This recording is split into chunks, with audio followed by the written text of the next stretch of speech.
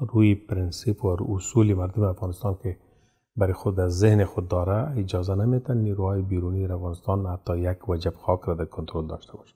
د اسلامي امارت ویان ذبیح الله مجاهد وایي د دوی د معلوماتو له مخې د امریکي بې پیلوټې الوتکې د ځینو هیوادونو له فضایي حریم څخه په تېرېدو سره افغانستان ته ننوځي. مجاهد دغه کار د افغانستان د حریم سرغړونه بللې او ټینګار یې کړی چې اسلامي امارت د دې ډول پروازونو د ژر تر ژره درېدو غوښتنه کوي. بله ما دقیقا معلومات داریم پیامدهای یا درونهای آمریکایی است که از زمانی که امارت اسلامی افغانستان به پیروزی رسیده بوده و بالای شهرها و متاسف هستم که از فضای بعض از کشورها عبور میکنن میان به افغانستان. ما خواهان هر چه زودتر متوقف ساختن پروازها هستیم. این نقض تحریم و نقض حریم افغانستان است و باید جلوگیری شود.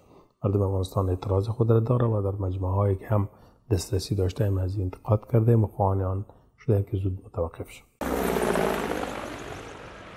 په همدې حال کې د اسلامي امارت ویان ذبیح الله مجاهد له صدا سیما سره په مرکه کې ویلي په بګرام کې به هیڅ بهرنی ځواک ته د حضور اجازه ورنه کړل شي.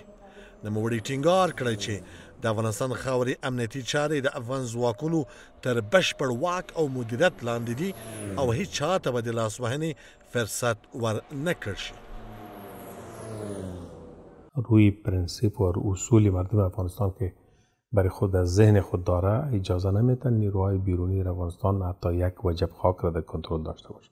حتی یک سرباز هم اجازه نمیتن در خاک ما حضور داشته باشه. این اگر خدای نکرده اشغال کردن و فشار آمدن 20 سال قبل هم بودن، قبلا اتحاد شوروی هم بود، انگلیسی ها هم بودن، ولی که با مردم افغانستان راضی باشن و یک جای بتن از متصور نیست.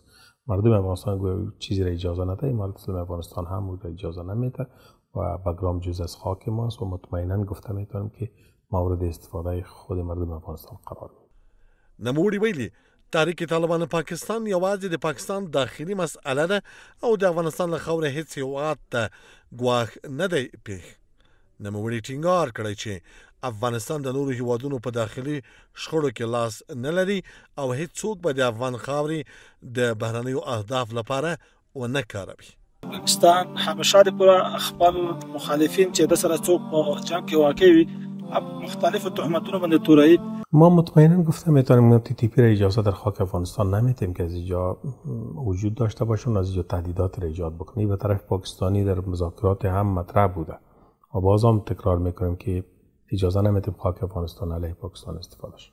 بدون شک ما همکار هستیم در راه حل. باید هم راه حل پیدا شد و این معنا که خاک افغانستان کنترل است و تحت مدیریت قرار داره، ولی در امتداد خط دیورند تنها ما مسئولیت نداریم. اون طرف خط باید خود نیروهای نظامی پاکستان و نیروهای امنیتیشان متوجه تهدیدات باشند، چون اکنون که بعضی از عملیات انجام میشه هم منابع عملیاتی و هم مدیریت عملیات و هم اجرای عملیات در خاک پاکستان است. باید اونجا کنترل بکنند و ملامتی ناکامی‌های خود را بالای افغانستان نه.